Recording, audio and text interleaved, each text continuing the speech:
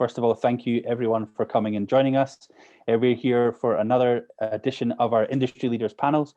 My name is Ben Delaney. I am the Director of Customer Success here at Edvisor, and I'm joined by 5 wonderful panelists who are going to be speaking on an educator's perspectives on the future of international student recruitment.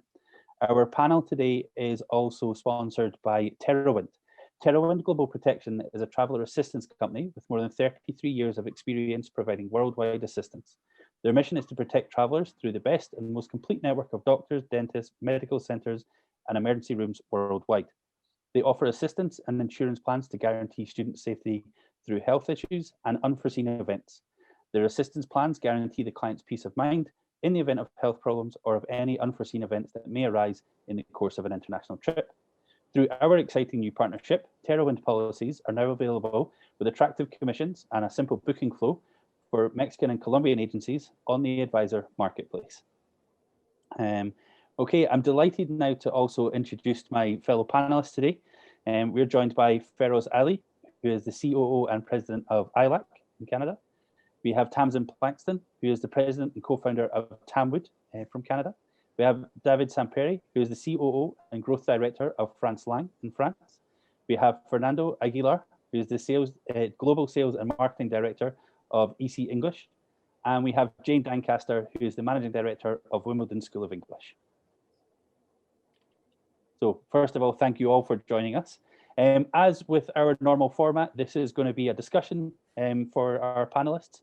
I'll be raising some topics and then leaving them to give their expert opinions and views on those different topics as well.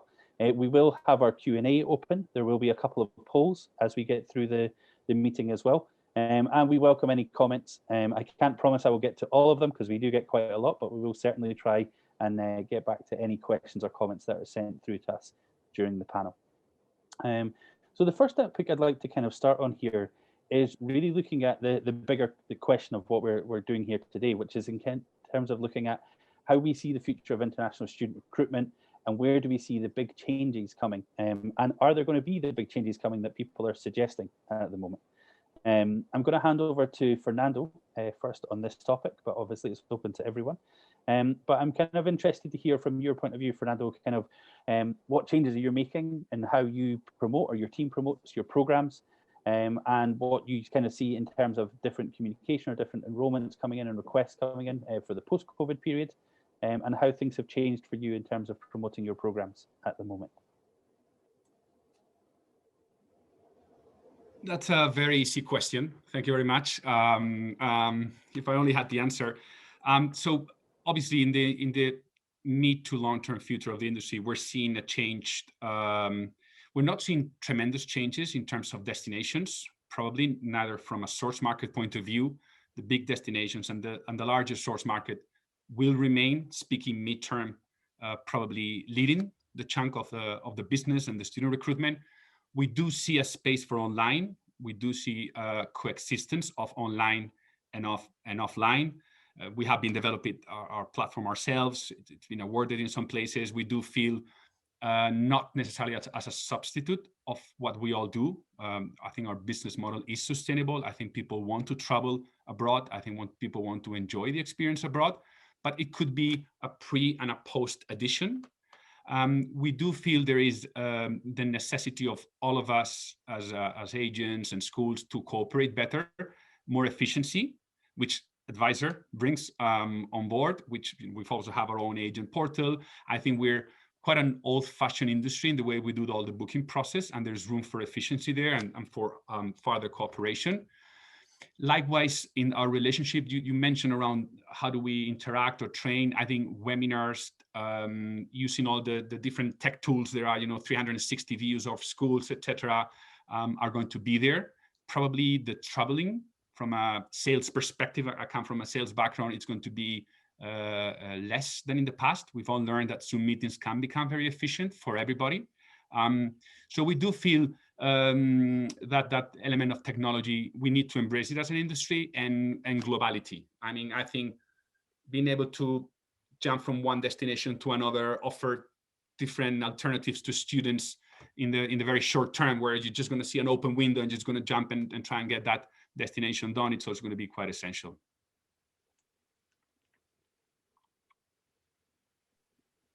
Thank you, Fer. I think you summed up everything. Everything. Right, we can go home now and have a cup of tea. We can all go. It's the evening in the UK. I just wanted to pick up on a couple of things you mentioned there. I think we've all become a lot more comfortable with technology. Speaking as one of the older generation here, even I, Zoom proficient, and we're looking at more efficient, more effective ways of reaching out to the client and giving the client a really good service from the first touch point with that client. So exactly, that's where something like Edvisor really, really helps. But one of the things that we've noticed at WSC with current bookings is it's a just in time. Everything is a just in time sale. So I think previously we've also talked about the 24-hour global marketplace that we're working in. So we'll get students booking Sunday evening for a Monday course, and they expect an instant response, and that also is where technology is going to help us. Plus the fact that we all need to be leaner, I think. We haven't got as much money, the schools and the agents, and again, the technology can help us to be more efficient, but still keeping that really excellent customer service that's, I know, very important for all of the schools here. And I think also the technologies should be put on the classroom. The lessons should be online, offline, and should be different than the experience of a student coming to any of our countries. The experience of traveling will be much more important than just the lesson you will take in Malta or in France. So now the traveling or the language course will be part of a more important tourist part of the experience. That's my point of view.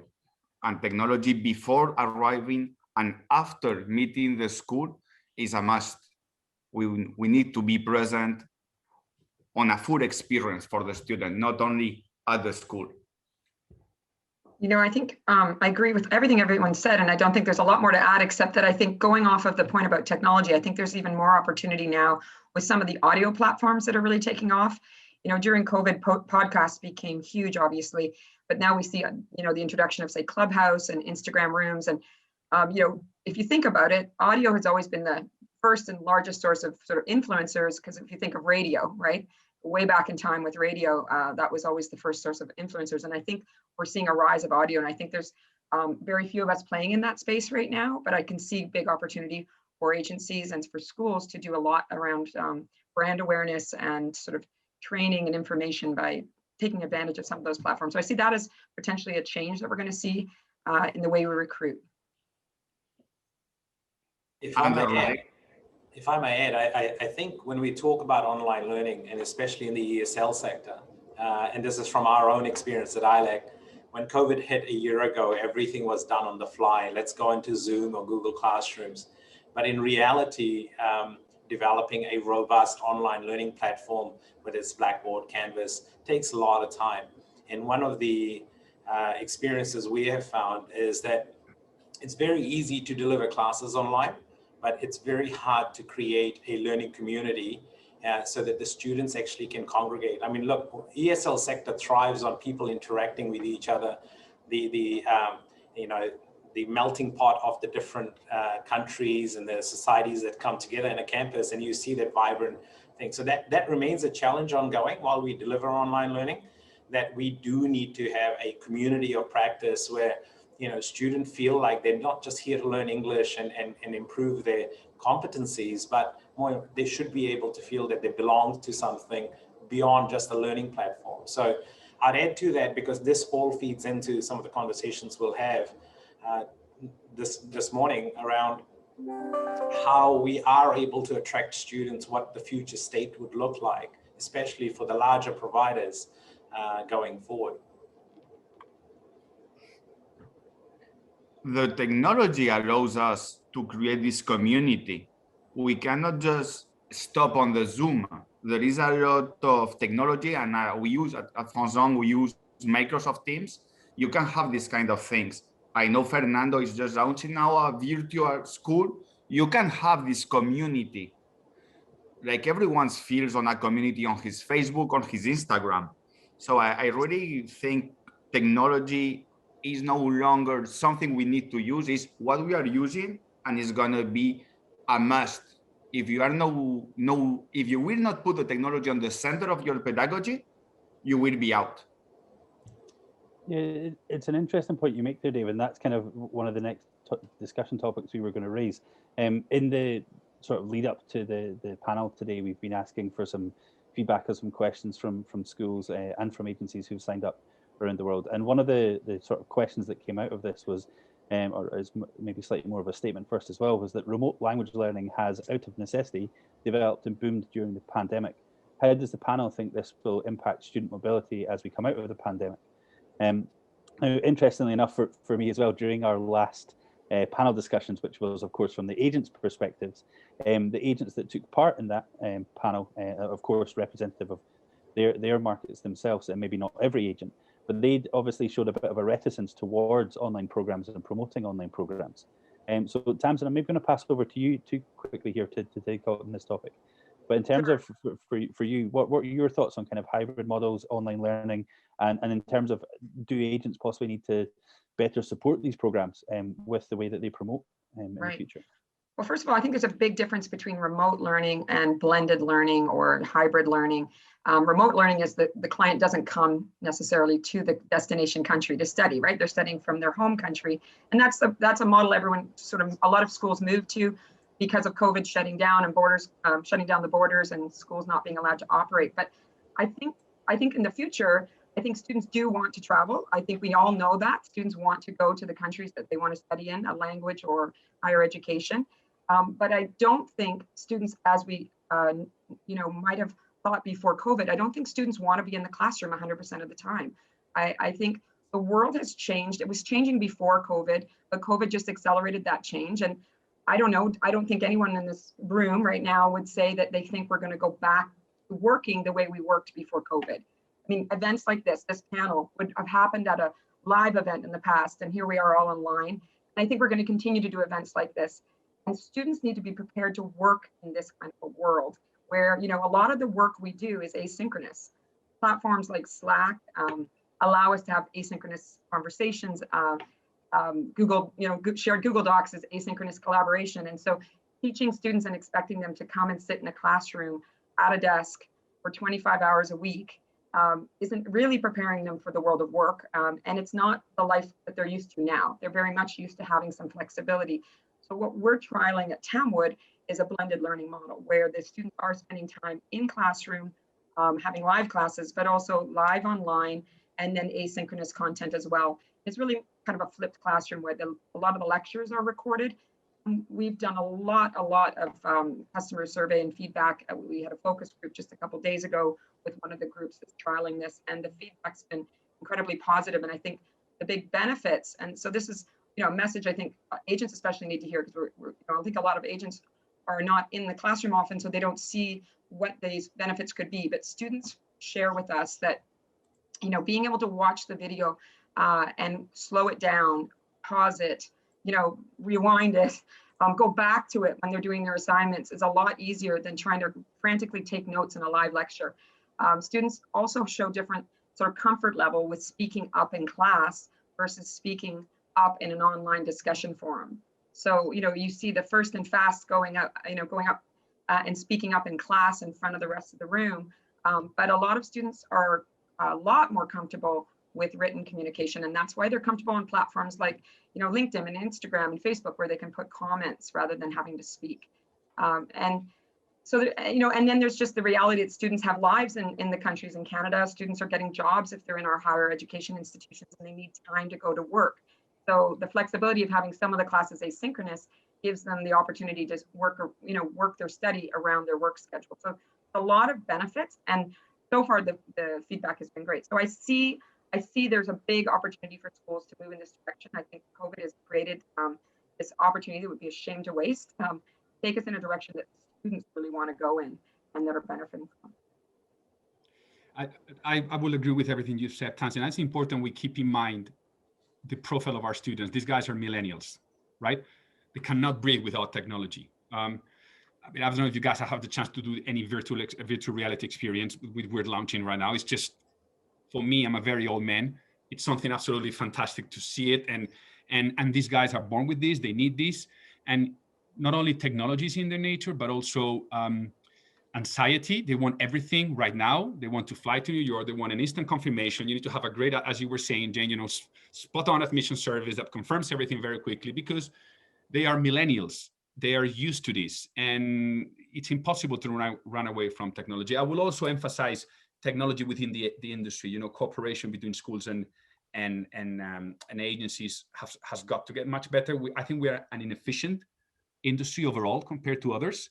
But surely technology, pre-arrival, post-arrival, it's going to be there. Our agents are embracing our online offering more now than at the beginning of the pandemic, as you were saying. I mean, I think they realize that it's a product out there that they need to get familiar with, like we all have, and it's here to stay. So yeah, millennials need what millennials need, and we all need to adjust to that.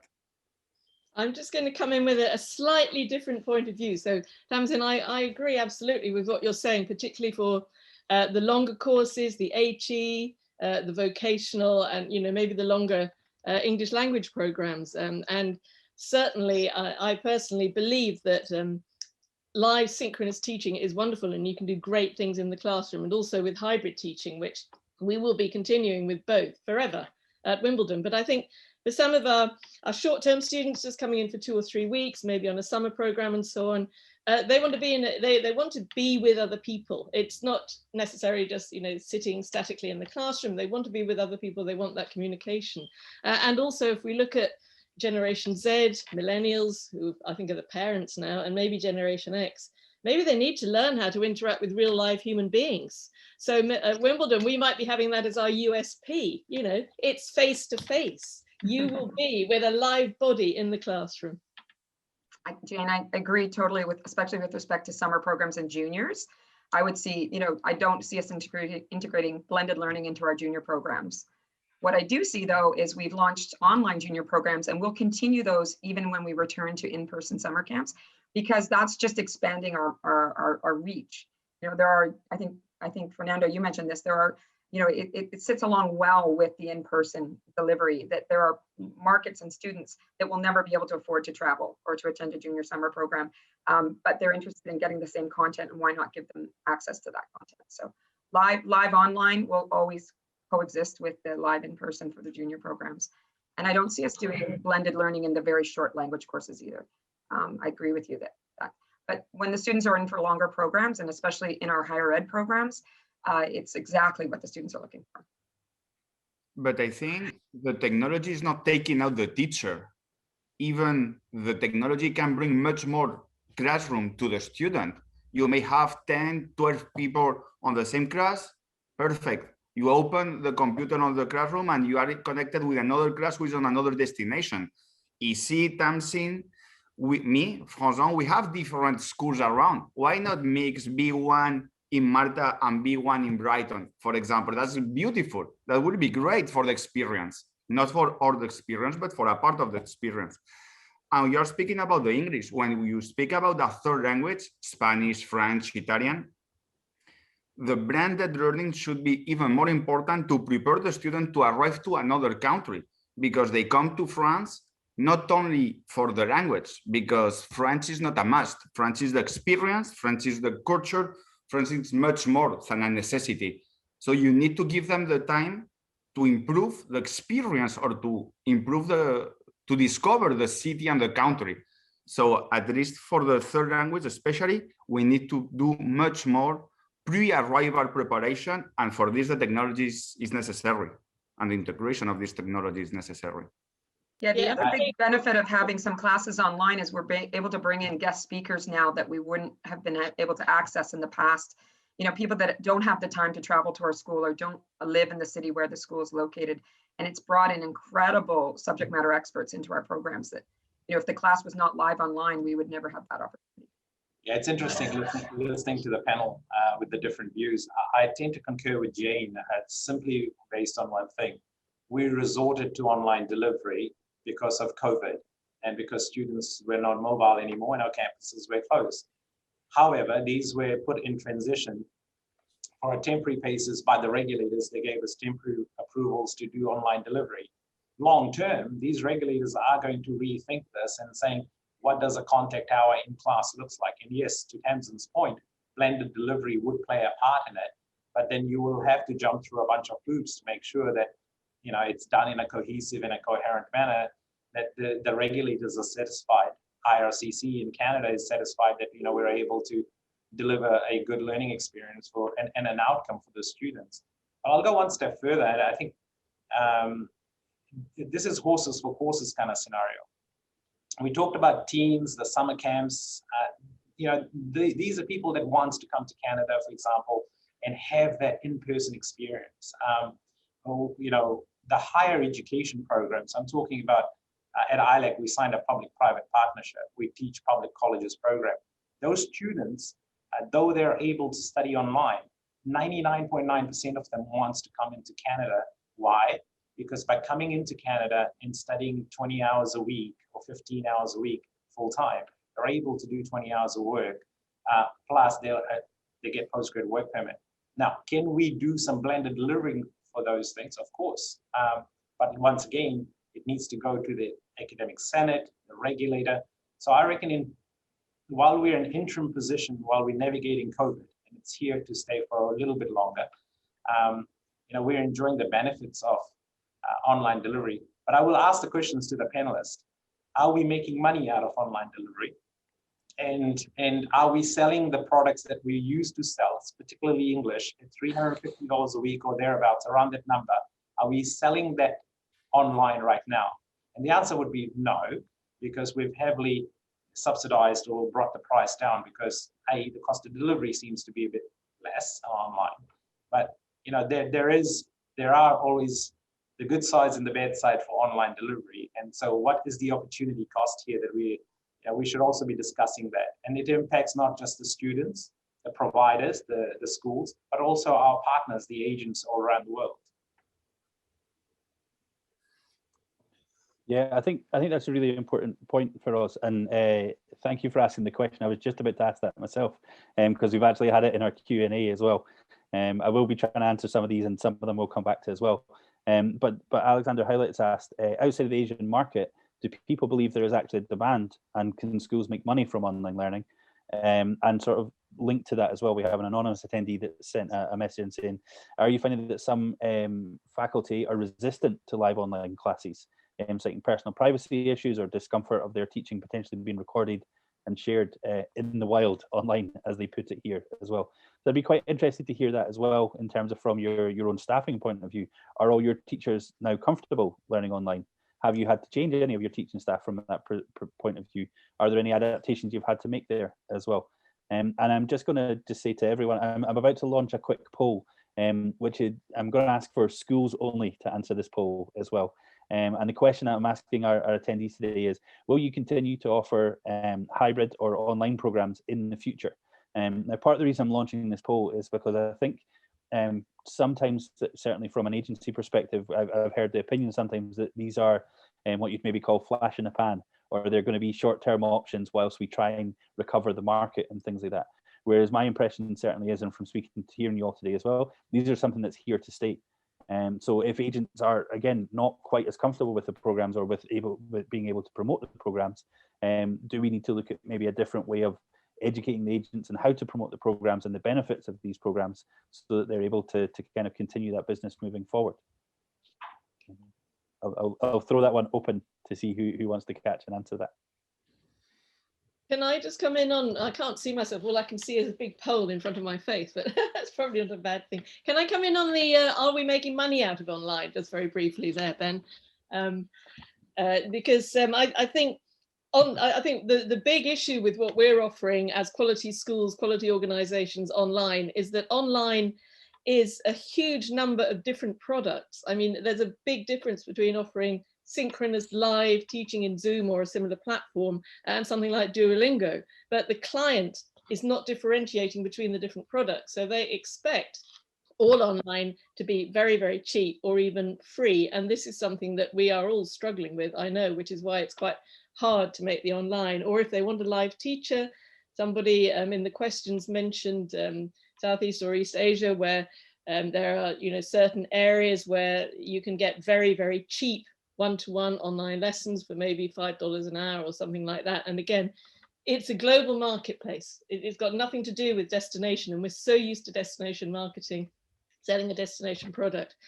Destination is irrelevant. So if you can get a really cheap teacher in one country, why are you going to come to an expensive teacher in the West, for example? So we really need our agents to work with us on this. We really need our agents to help us educate the client that the kind of online small group, very highly qualified, very experienced live classes that we're offering with the blended options, with the hybrid options, with, you know, with backup support from all the other platforms, is a fantastic quality product, and it should command a quality price.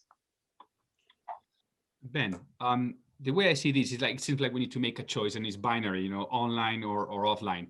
First of all, I think a very high percentage of all of us here strongly believe in offline delivery. You know, we still think people will like to come to our schools, they like to visit our schools, they like to be in Times Square where we are, they like to be in Santa Monica. And I don't think we need to choose. Those students are going to be there, yes or yes. Now, can you increase the lifetime value of your student by offering them a pre-online course? Could you extend it? Could agents benefit from that? Do agents need to be trained on that, and we need to support and give them access to you know, online training lessons? We can, you know, have, they can attend some sample lessons, of course. But I think the business model most of us operate in, right, which is students flying from all over the world to a school anywhere in the world, any language, and we teach them English or French or whatever. From my point of view, it remains strong. It remains there. And in fact, there is a pent-up demand. I mean, I think we all cannot wait to get on a flight. Don't ask me where, but I want to get on a flight. And trust me, I've been sick of flying for many years, and I cannot wait to get on a flight. I generally think our business model, it's very sustainable. We just need to get this opportunity to make it even better, richer for everybody. That's the way I see it. But at least we still believe, you know, we have 13 of our schools open right now with face-to-face delivery. We've got to believe this is going to grow, and hopefully when restrictions lift up, we'll be able to host all of these students. That's the way I see it, at least. I think a really good thing to think about is using tech as tech-enabled learning, right? And so it's not this, you know, online remote, or it's tech is there, and we're going to use it, and we're going to use it to enable the learning. But absolutely, students are going to be coming to our schools, are going to be studying in person. But we're talking about how do we further invest in tech-enabled learning so that we can really improve and you know, enhance the experience that our students have.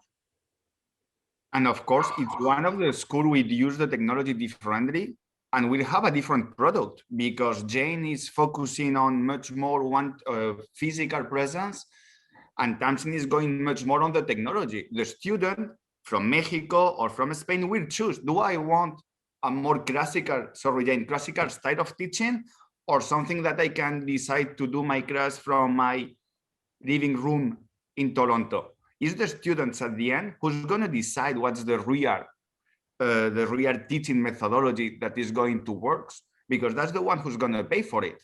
It's not us, it's not the agency, it's not even the parents who are going to pay for it. So we should propose, or as much as possible, to give the student and the client all the different possibilities. You will have 50+ who will never accept an hybrid course, for example. And you will have the kids who are now 12 who needs to have a computer and technology in front of them. So that's the beautiful thing of this market, that each one of our schools will bring something different, adapted to his market. And it's the agency who, of course, need to understand why Tamsin and Fernando are different, why myself is different to another one, and propose to the student the best option available to what he's looking for, depending on the budget he has. That's the only way we can all work together, and we can all have the margin that will give us the opportunity to keep working on this beautiful sector and industry, not just white or black. We're not going to stop online, David. Don't get me wrong. I mean, we've been running online, you know, for several years. We were doing it before COVID. We were doing it with our medical courses, our OET courses for doctors. And I need an example. We keep the online and the hybrid. You know, we love the hybrid. We think the hybrid's working beautifully with the students some of the students studying in class and some of the students joining at home. And the blended learning as well with eWimbledon, our online learning platform that we've had for about 10 years. Blended learning is here to stay. So as you say, we just need to have a good choice for the client. But my point was, I want the client to pay the good price for the product I'm offering. That's what I want. I don't want to be offering a free or a bargain basement, or be expected to offer a bargain basement product, because that's just not sustainable for us. Well, that's not our market. I mean, cheap prices. Sorry.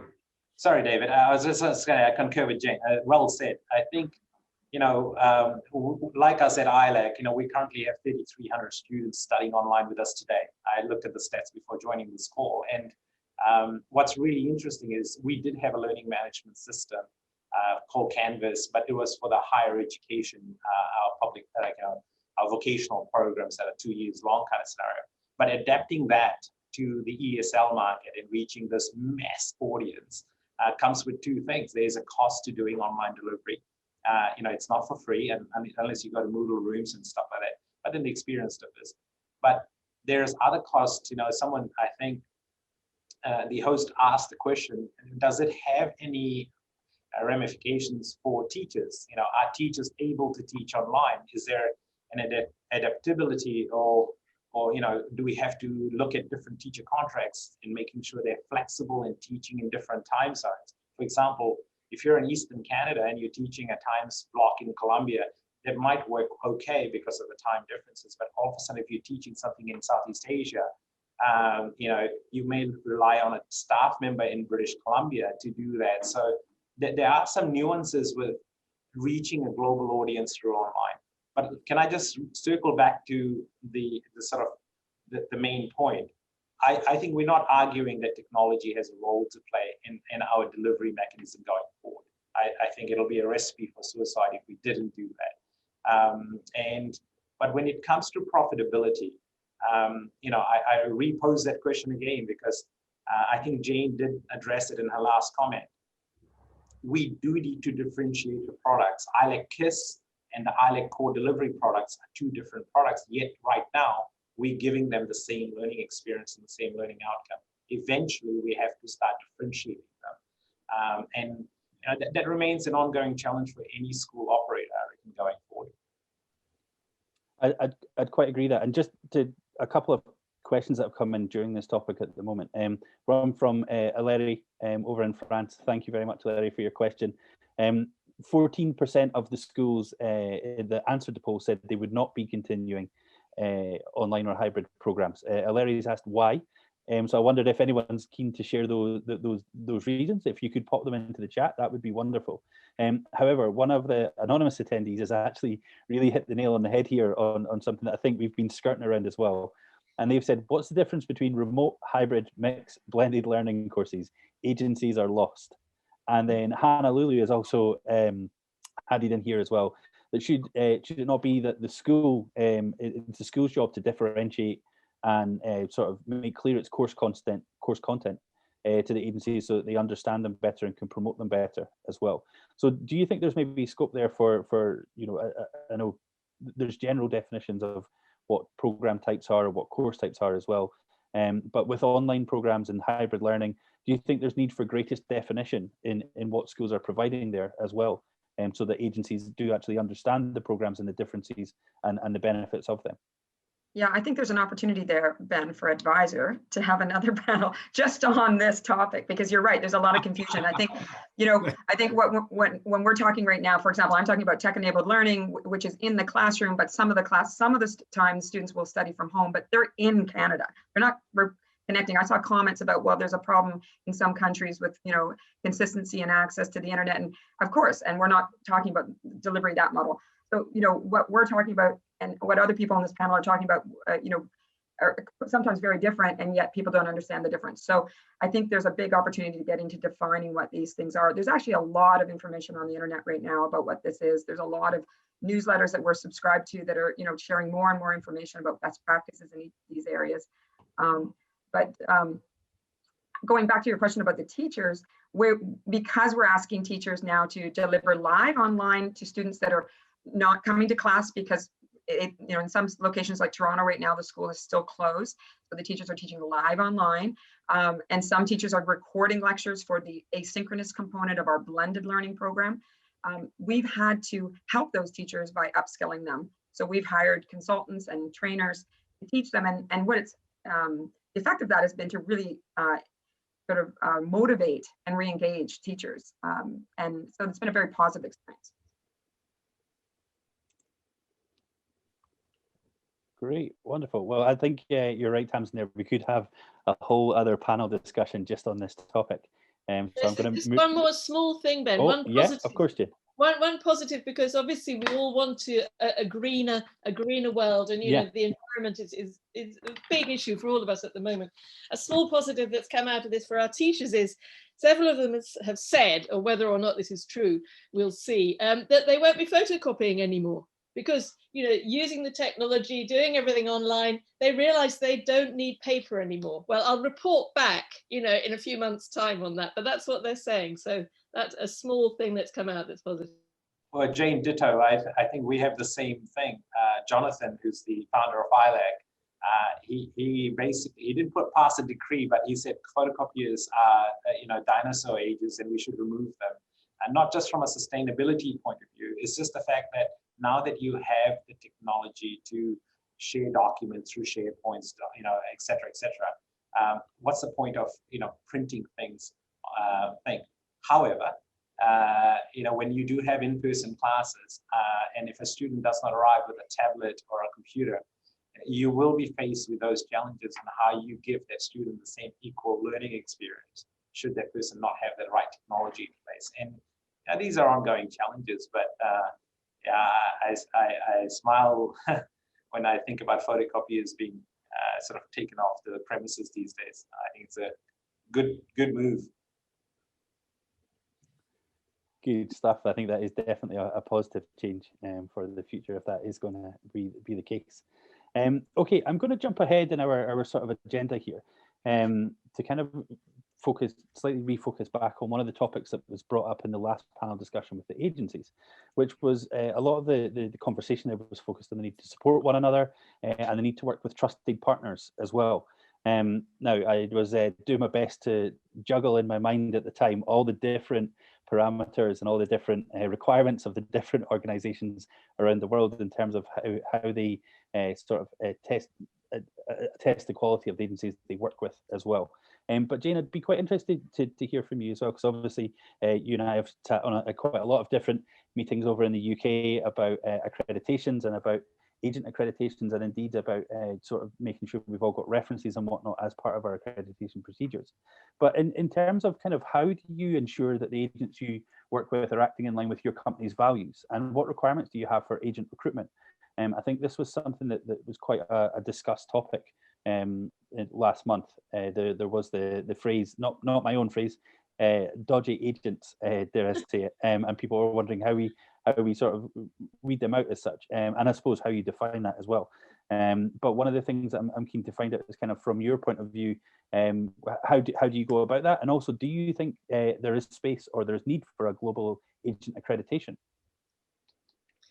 So primarily then, as you all know, this is a relationship-based industry, and it's all about the relationship with that particular agent or the agency and the staff within the agency.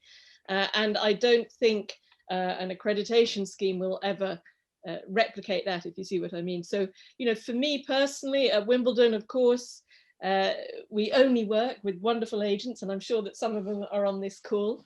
And the most important thing is that first contact. It's like when you go for an interview or something, it's that gut reaction, it's that feeling, you get a good feeling. So that face-to-face, or it can be on Zoom, it can be, virtual face-to-face, but that face-to-face conversation is very important. And what people ask about in that conversation, are they interested in your school?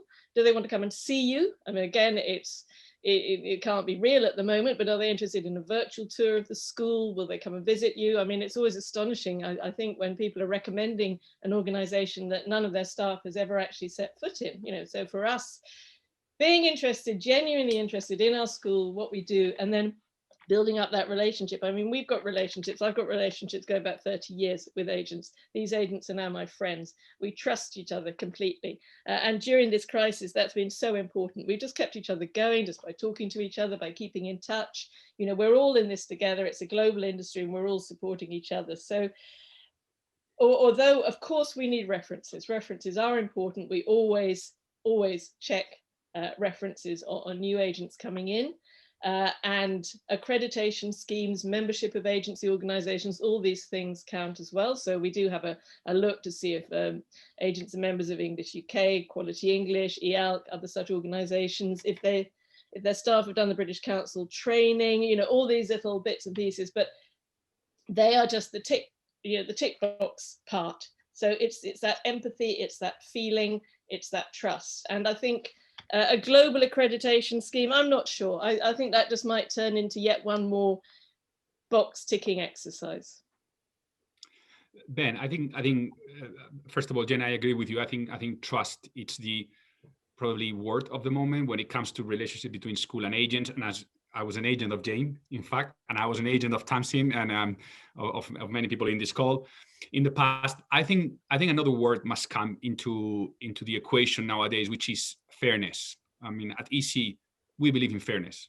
We believe in a fair agreement, in a fair split of risks, in a healthy, open, again, fair relationship. And the dodgy agents you were mentioning, Ben, I agree. They can damage a certain market, whatever that market is, with dumping or late payments or speculating with FX. We are going to try to do something about it. We're going to try to be, we're going to be strict with our payment terms. We want to make sure we protect all stakeholders. We want to make sure nobody's speculating with FX. We want to make sure everybody's playing by the same rules, and whoever recruits more students is because they're delivering a better service at the agent stage. And obviously, we're going to try to make sure the agents decide to work with us because we offer them X amount of experiences better than others. And that's the perfect space to compete. Each one has got their proposals and propositions and really try to make the best out of it. So I would say trust and fairness nowadays more than ever are essential. We do go through the same, as you can imagine, we ask for recommendations, like I'm sure all of my colleagues here. We really try to do a homework before we allow anybody to represent our brand. But we watch closely more now than ever that we do business with the right people that are playing under everybody's rules. And I think for the future, and especially the growth future, payment condition and refunds condition will define what's the real trust. Not only because we are friends or because the future will be, like they say in French, les bons comptes font les bons amis. When the money is clear and the payments are right, when you expect the payment to arrive, that's the real trust. Not because we have been sharing beers in Berlin for the last 10 years. That doesn't give me any financial security to give a student 12 or 14 weeks of lessons. So this is something very important, and it brings to the beginning of the conversation of Fernando about the adaptation of this market to what other tourist market does, like the airplanes or the hotels. There is no discussion about the credit in there. And I think the credit we may do for agencies, waiting for the payment for 1 week, for 1 month, for 3 months, for 6 months, that's something that just destroys this confidence and this trust we may have on partners who are no longer partners. I'm going to jump in just before it's fair, as I saw you were just about to jump in there, but I'm actually going to launch a quick poll, and it kind of relates to something Gregorio, who is one of the founders of Book and Learn, who are obviously now part of Edvisor as well, has mentioned here in terms of, would it be helpful if we launched some form of ratings sort of thing on Edvisor, or for example, adding references so that you would have access to references sort of when making a connection through Edvisor. I'm going to launch a poll on this at the moment just to get people's feelings on this, and then Feroz, please, I'll pass over to you. Sorry for interrupting you there. No worries. Look, I just want to say thank you to the agents that do support all of us, and it's a heartfelt thank you from. I speak on behalf of all the schools. But when you get to the word dodgy agents, I use a different analogy. It takes two to tango. You can clap with 2 hands. A dodgy agent only exists if there is a dodgy school taking and creating that workspace for them. Often we blame the agents, but we don't take responsibilities ourselves for nurturing that kind of behavior. I'm not talking about us as individuals, I'm talking about our sector. And so, you know, like I said, David hit the nail on the head. You know, during COVID, we saw the real true characteristics of agents that we've known for years, and we've worked with them. Some of them, like everyone else, like the schools industry, we're suffering.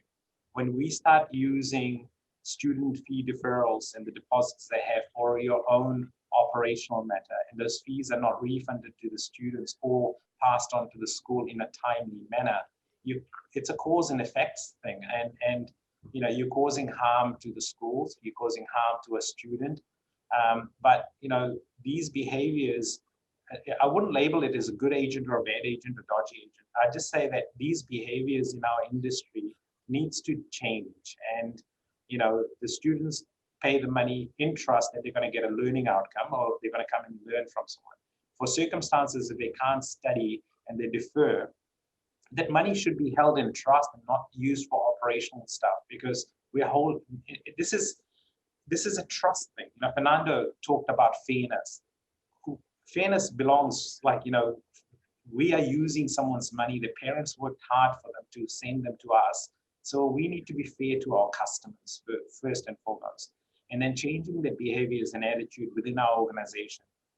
You know, there was a apply board panel that I was part of, that, you know, someone said very wisely that those schools who did not give students a refund in a timely manner, or gave them a bad experience when it came for cancellations, withdrawals, or refunds, or even deferments, those schools will not survive long term.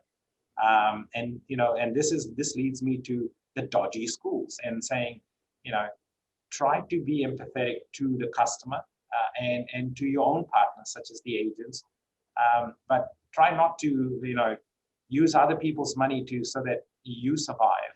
These monies are held in trust, and I'm a strong believer in you don't earn the money until the student has started the program. And so why would we start consuming that money that doesn't belong to us? And in the second part, I would go into it, which sort of touches on commission rates. I think gone are the days where, you know, we are paying exorbitant amount of commissions. We should not be competing in that space. We should be collaborating and being very, very open and transparent in terms of our approach. I know in Canada, our leadership team does this extensively with our partners, you know, and we are being honest about certain things. Marketing contributions, those things are gone, you know, because right now you need to be innovative in how you reach demographic. If you're teaching online, you may as well go and do Google AdWords for $10,000, create leads and convert them. But in all fairness, those students still require the support, like our advisor agents on the panel today. They need that human touch. They need those people to give them the guidance on IRCC and all those different nuances on how to apply for a visa and stuff. So, you know, I still think long-term agents have a big role to play in our industry. And so we should respect each other, but also, you know, let's play fair. To Fernando's point, play fair and play ethically, because you would not want this happening to your child. It is as simple as that. And so I'll stop there. Tamsin.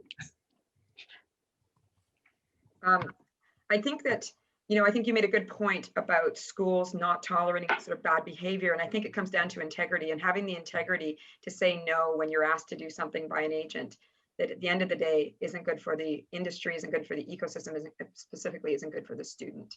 You know, so we've had to walk away from business. And it's it's difficult to walk away from business, but walk away from business in situations where we've been asked to participate in activities that just aren't legal, aren't ethical, but that's going to drive the behavior in the direction we all want it to go, right? And people in desperate situations sometimes make desperate decisions that are not the best decisions. And so I think I think there's a big onus on schools to help maintain the integrity across the whole ecosystem by saying no to business when it's tied to some kind of activity that, you know, you might refer to as dodgy then. Yeah. I'll just underline again, the word dodgy wasn't my choice of words, but one of our former panelists on the agent side. You're going to be paying for it forever, Ben. It's just it's going to be there forever. No, Tom, underlining definitely not my choice of words. No. However, Thanks, Goiko. What this does actually lead on to is one of our other topics that we were going to look at as well. And one of the questions that came in pre the event today was, are schools considering reducing commissions and contributions? Are you going to make going to more direct to the markets, or are you planning on continuing to work with agencies as the main source of students as well? And I think this raises a couple of interesting points that we've kind of touched upon here as well. And I know certainly from our brief discussion sort of earlier in the week as well, there was a couple of different thoughts on this as well. But that's one that I'm kind of going to pass to Feroz initially as well. In terms of that balance at the moment and how things are going, do you see differences in the way that the schools are currently working with agencies and how that's going to develop? Well, I think we started this discussion with online learning and online delivery. Well, we have technology to reach a global audience from a marketing point of view as well, whether it's Google, Facebook, Instagram, etc., etc. Even LinkedIn. Tamsin mentioned LinkedIn. So our students are connected. So I think it'll be foolish if the schools are not spending the money going from B to C. Like meaning, let's just say we did a digital ad campaign in Turkey, and we spent $10,000. We generated 2,000 leads. What happens to those leads? And so, certain time, you've got the time lag and between Canada and Turkey. Unless you have resources on the zone able to tackle those leads and convert them in real time and provide them real customer service, I find that yes, you will be able to convert a few of them, but long term it's not sustainable unless you build an infrastructure to support it. So for ILAC, I can only speak on behalf of ILAC, and look, I'm representing Jonathan today. He was supposed to be on the panel, but he's unavailable. His view is very simple. He's our marketing and sales guru at ILAC, the founder, and his view is very simple. And I'm going to quote him that gone are the days of marketing contributions where we are actively saying it's being demanded that we should contribute to the market, but there are opportunities for us to collaborate in market to write the right strategy to drive the right leads and conversion, so that we can now measure the return on investment, and then it leads nicely to then into the commission structure. I think while the ESL sector has been sort of not decimated but severely affected by COVID, I know Fernando and them have a school in New Zealand. That's where I'm from. The borders closed. If you can't bring students into that country, how else are you going to reach it? So you've got to go overseas and you've got to teach online. But when these borders do open up, I reckon the pent-up demand we have will require that support the agents do provide. And it comes down to a very simple theory. The cost of doing business as an agent, and I'm not an agent, so I do not wish to speak on behalf of them, but in order to procure a student, those agents will also be doing marketing, digital AdWords, doing fairs and stuff. Now, does it mean that we will now do that ourselves and compete with them? The answer is no. The answer is that there will be a better understanding on what we are wanting in market from those agents, what products we are trying to sell at what price point, what are we willing to invest in that process. And these are all discussions. It's not a one-way discussion anymore. It's a two-way discussion with measurable goals. I've got one more point that Jonathan wanted to raise today, was commission rates. Often we find ourselves discounting severely. Well, during COVID, everyone discounted severely, and I think this was a bread and butter kind of scenario. But getting out of this mess now, I think we need to sort of figure out what the equilibrium is. What is a great price that the industry should be able to sustain? It's affordable for the students, affordable for the industry. And I don't think it will be possible to regulate agents around the world, but we should start working collaboratively. I mean, if the five of us work collaboratively and sort of had an understanding saying, these are the behaviors we should do in the industry in terms of best practice.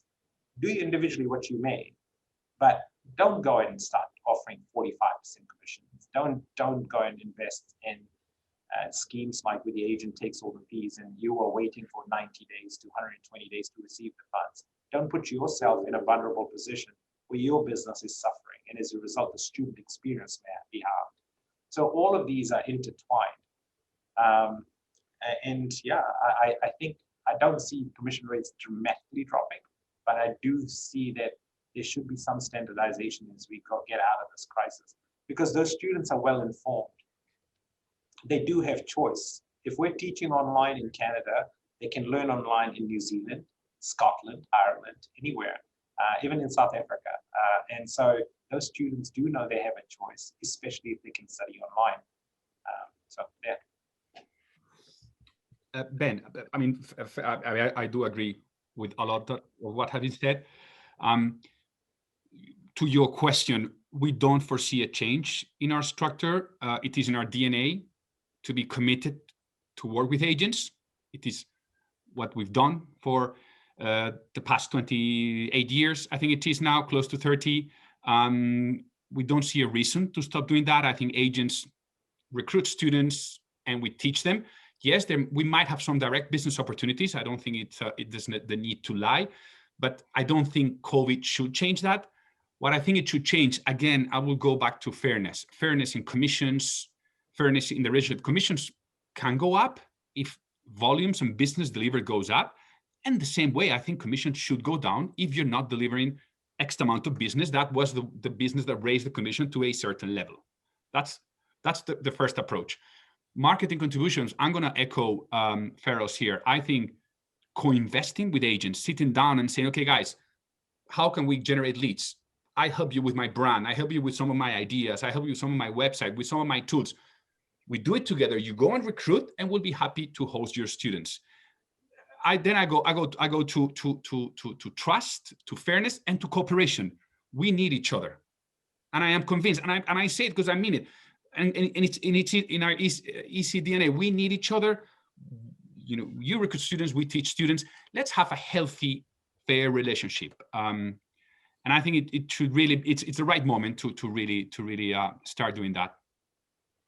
And I think also the agencies need to understand what's the value they create for the student, because an agency is not a registration machine.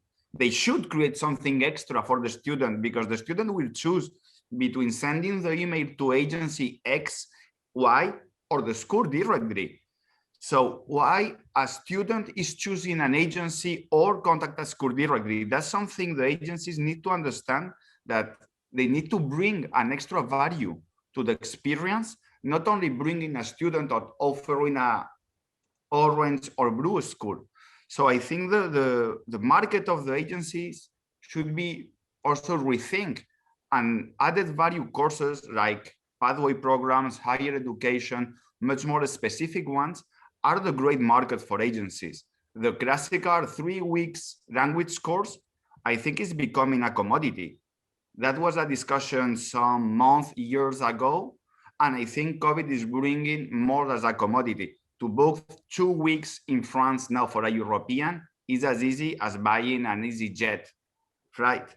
So agency needs to understand that there is a market, super interesting, of specific programs, and that's the added value.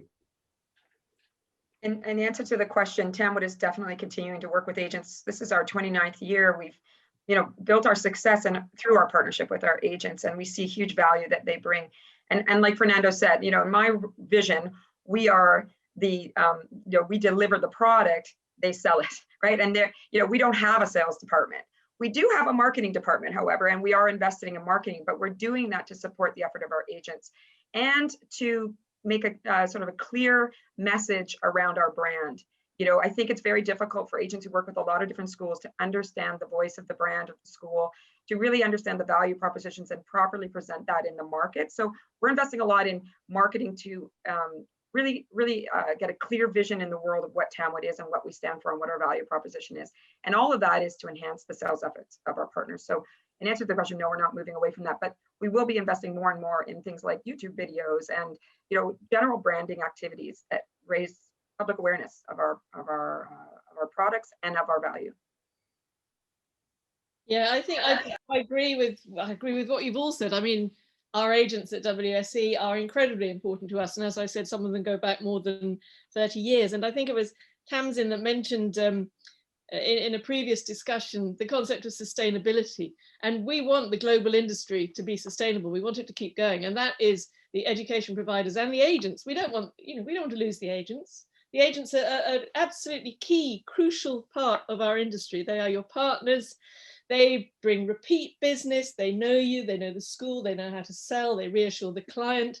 In COVID times, perhaps there's more of a demand because clients are very anxious, they're very uneasy about refunds and all the rest of it. So the agents for us at Wimbledon are absolutely key. There will be some direct bookings, of course. We're not going to turn them away, but they're not huge. And they take a lot of work. We know how much time and energy you spend on each single direct student that isn't necessarily repeat business. So I think we all agree here. Agents are here to stay, but we work together to make sure that the industry continues and out of this crisis. I will add, good agencies are here to stay, because we know there is agencies who start, who disappear, who start again. So I think there is going to be a cleaning on all the markets, schools and agencies, and only the quality ones and the good ones who can work correctly and with fairness are going to stay. That's the future of the market in 2021, 22, and 23. Ben, just before we close the segment off, I do want to pose a question to my colleagues. Do you think that as we navigate COVID and get out of this, that schools or different platforms such as Applyboard, someone put that on the chat earlier, that different platforms are going to come and try to disrupt the norm, the B2B, the B2C, the sub-agent network? How is that going to disrupt? And of course, the digital platforms, how is that going to disrupt the student recruitment model that we've so enjoyed over the past 3 decades?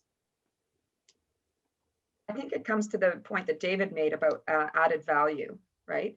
The role of the agent will always be there if they can bring value and they can do more than just, be a directory of schools. If all an agency is doing is putting up a directory of schools and saying, here are your options, but they're not providing extra value and really getting to know the needs of the client or understanding and helping them navigate sort of regulatory situations, immigration applications, then it's going to be easy for students to just, shop online, right, and buy online.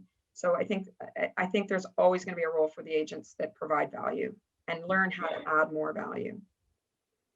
I'm actually maybe as a co-panelist here, I'm going to answer this question from an advisor perspective as well for us, because I think one of the key propositions of Edvisor is the fact that at the core of our very business is the connection between the school and the agency. That's what we're here to do, is to facilitate that connection, to make sure that information is passed accurately over from one to the other and vice versa.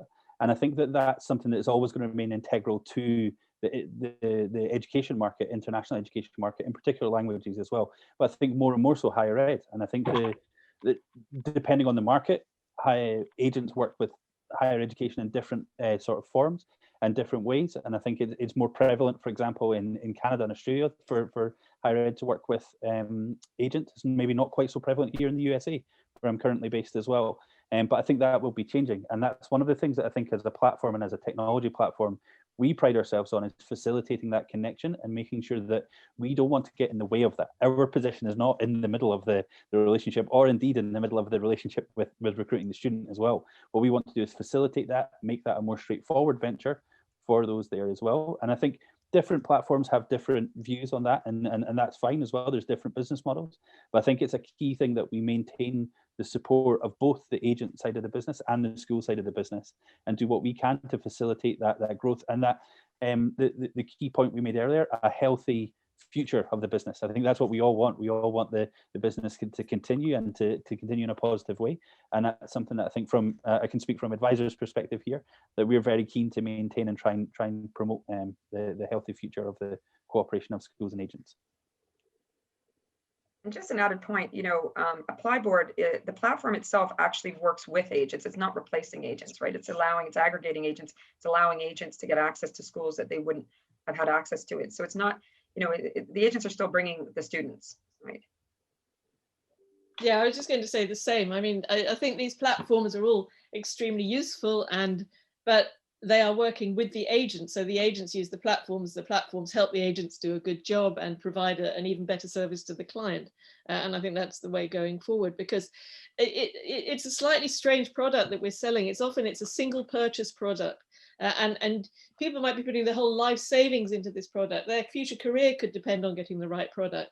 It's not really quite the same as choosing a holiday or a hotel room. And I think that's where the agent is crucial, in their personal experience, as well, of course, recommendation, friends and family, Google reviews. I mean, we all check reviews as well. We're not going to get away from that. That's going to become more and more and more a part of what we do. But collaboration, bringing all these things together, using the technology, using the human touch, combined going forward, I think.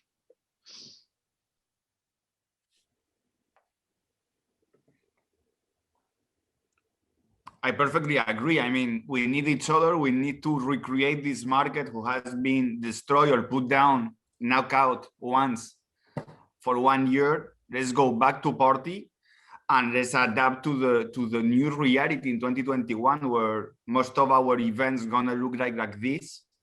Who will be ready to spend 3 hours on Magrens again at 20 centimeters each other, touching arms? Let's see what's the future also of our way of working.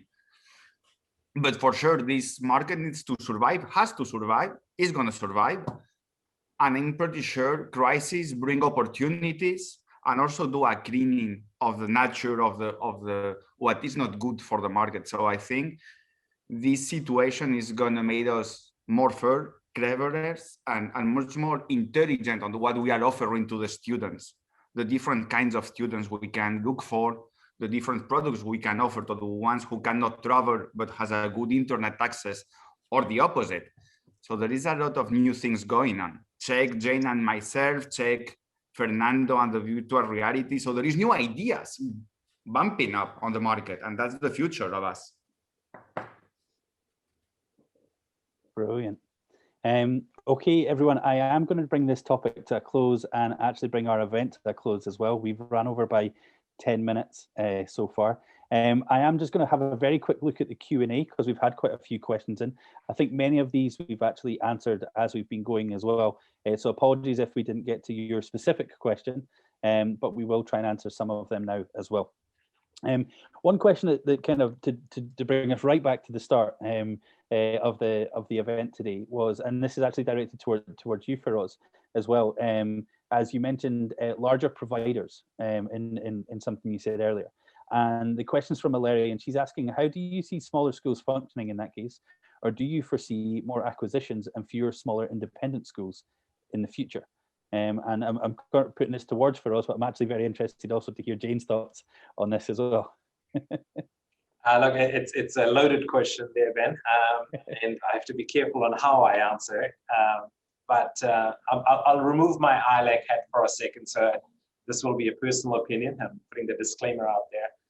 I think, schools of all sizes have navigated the crisis to the best of what they have. And those that survive and are surviving today, and I can specifically speak of the ones in Canada. Canada, we had the wage subsidy, we had the rent subsidy, and a bunch of other stuff that helped a lot of small businesses, including large businesses like us, survive. However, those subsidies, as they roll off, we still see headwinds ahead for the next 12 months. It's just to be honest.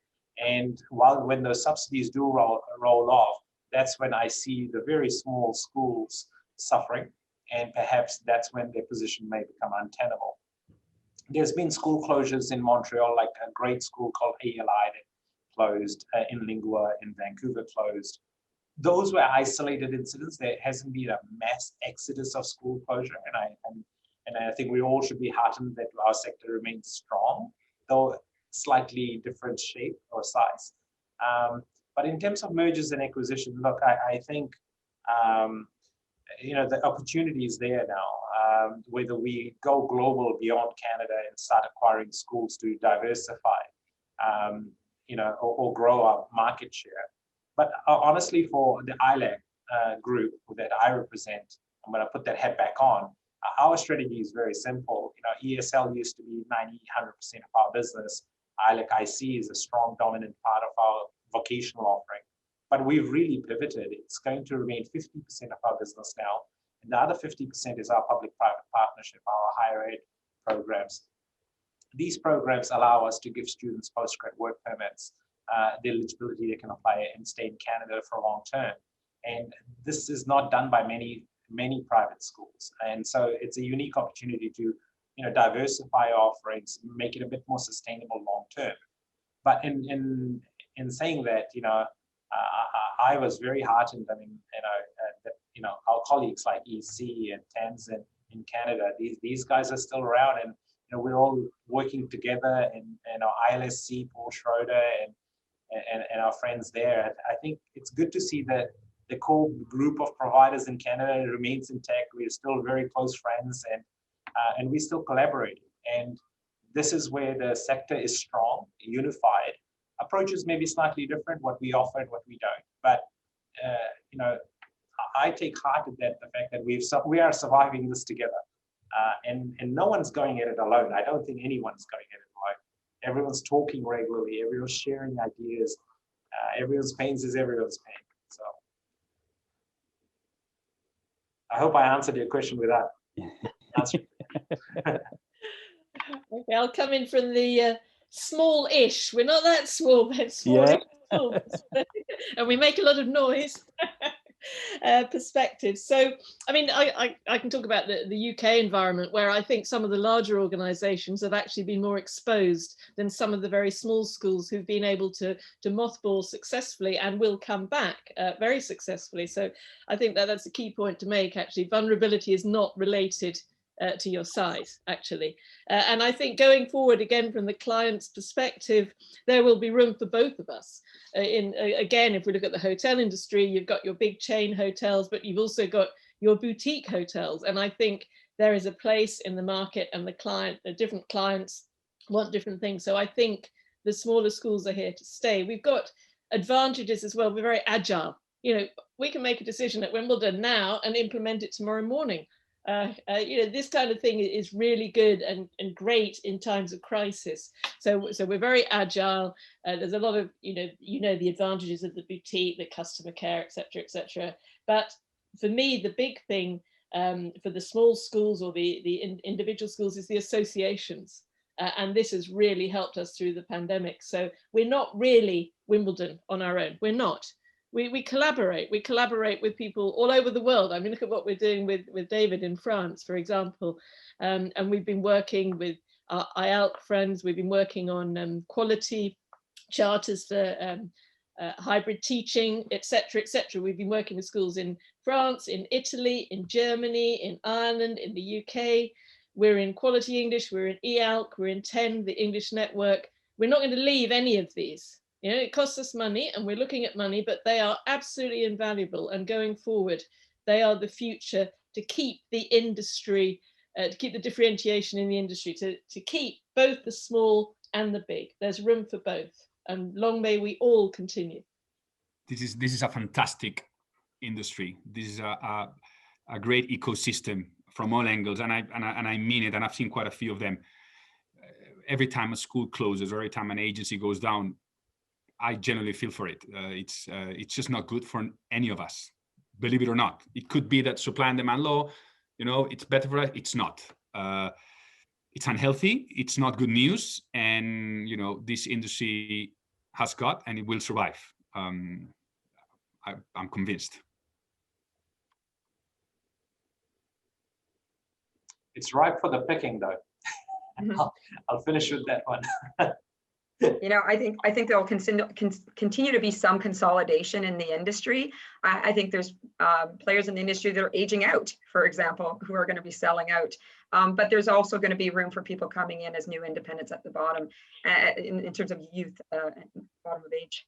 But I do agree with Jane. I think there's a room for everyone. And I think schools that are smaller and independent, they have to, and they are doing a very good job of really showing what they're good at and becoming specialists in things. And pushing that message out as to what they're good at. I think if you're small and you're a generalist, it's a lot harder to survive against the companies that are heavily funded. The groups that have private equity behind them and have a lot of money, it's hard to survive if you can't distinguish yourself. So I think it's really important that people create a very clear brand message and a very clear sort of value proposition. Yeah, Ben, I would just add one more thing to Tamsin's comment. We talked about technology today. We talked about the teachers being able to teach. I also found a lot of entrepreneurs that we employ as teachers, that once they know that they can teach online English to certain students, they become very entrepreneurial sometimes. And so you will find that some teachers will say, oh, look, I'm doing this. I actually like this gig quite a bit. To Tamsin's point, I see some emerging players. And these will be micro schools where they are offering under unregulated systems, and they're able to provide a different kind of learning experience and offering. So just to touch on that segment as well, I think there are going to be some budding entrepreneurs coming up. There is market and students for every kind of school and teacher, like the colors, like everything. So we will have the options to be small, microscopic, large, or hyper large. Doesn't matter. Let's find the customers to be able to be what we want to be. That's the most important thing. Let's be able to be what we want. Brilliant. Okay, I'm going to finish with one question, one last question here. And it was actually directed towards you, David, but I think there'll be a few different opinions here. And I suspect Fernando, having worn both hats at one point and another as well, might jump in here as well. But someone's asked here and said, David, a very interesting point, and this is with regards to agents providing value. How do you suggest agents provide value to their customers? Reality, because they know the customers. You cannot provide value if you do not understand your customer. A good agency knows the student when he's around 10, 12, looking for a junior program, brings him to a higher education program.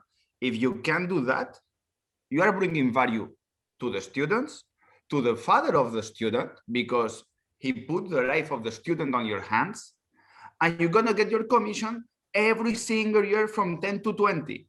That's bringing value. Tamsin used the correct sentence. If you are just a leaflet, no, you can choose this color, this color, this color, and this color. And I don't know what's the difference between them except the price. You are not bringing value. I used to compare most of the time cars, but you can use watches, you can use tables, bikes, whatever. There is a market and specific things for everything. Maybe the bike that Tamsin use is different than the one I use for the rides, because what we need on that bike is completely different. Cars are the same thing. Are you looking for a cheap thing, but you accept to do it on an hybrid because the quality is good, but the price is less? Perfecto. I understand the needs of my client, because we do not have to forget that our clients are the agencies. The students are the users of our product. So I understand my agency, I bring them the product I think they can sell, and the agency has to understand the client, who is the student, how much, why, and what's the purpose of this course. That's bringing value. No just, hey, I have the best price. As Goiko say, I give you for free this, and this. Well, that's not value. That's one shot. With one shot, you will never be rich. And it's really difficult to be rich on that market.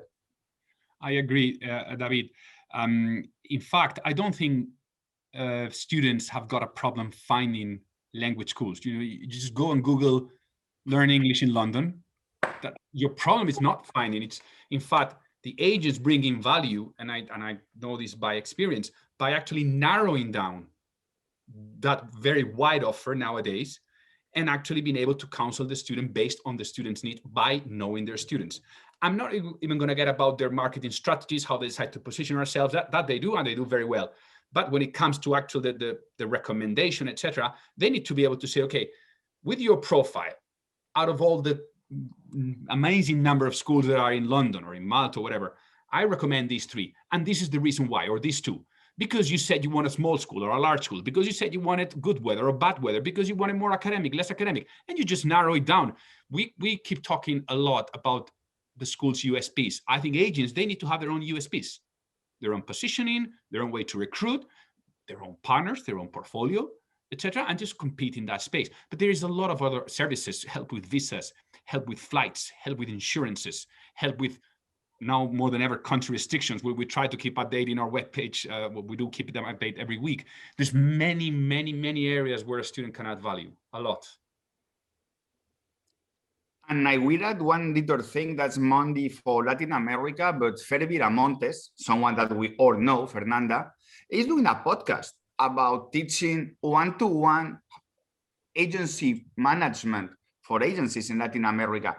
And what she explained on the podcast is nothing incredible. It's what we have all learned, and it's take care of your customer. Why is he gonna choose you and not the one on the next door? It's that simple. When you buy a car, you do this choose. You choose between A or B. Even if the same car, the same model, you choose the person because they bring you something, and the price at the end is the same thing. So we need the agencies and the schools, for choosing the agencies, we need to do that. Why I choose to work with you? A, B, and C. Those are the reasons. That's the only way I understand value. I think, David, you said that really, really well. Knowing the customer is so important, and knowing them, understanding their needs, understanding their pains and the gains they want to make in their life, but then also being honest and giving them the right direction. And sometimes I think we've all dealt with some kind of supplier who's actually said, I'm not the right provider for you, and sometimes that's the right thing for an agent to say is, this is not the right school for you. And in their mind, they may say, this is the one I want you to buy. This is the one that pays us the biggest commission. And I've got some targets I've got to meet for them. But if I have integrity, I'm going to recommend a school that's right for you. And if you do that, you build a reputation that is going to carry you through, right? But you will win the student, the cousin of the student, the friend of the student. That's the most interesting thing. Jane, sorry. Yeah, no, I was just going to agree with all of you. I think this comes back to what I was saying earlier about, how do you make sure you have an agent that respects your values? If the agent knows the product, then they're giving the client a good service. So know the product, agents know the marketplace, and they know their clients, and then they match right client to right school. And it's as simple as that. That's what it comes down to. Yeah, and I think I'd just add one thing to it, and pardon my ignorance on this one.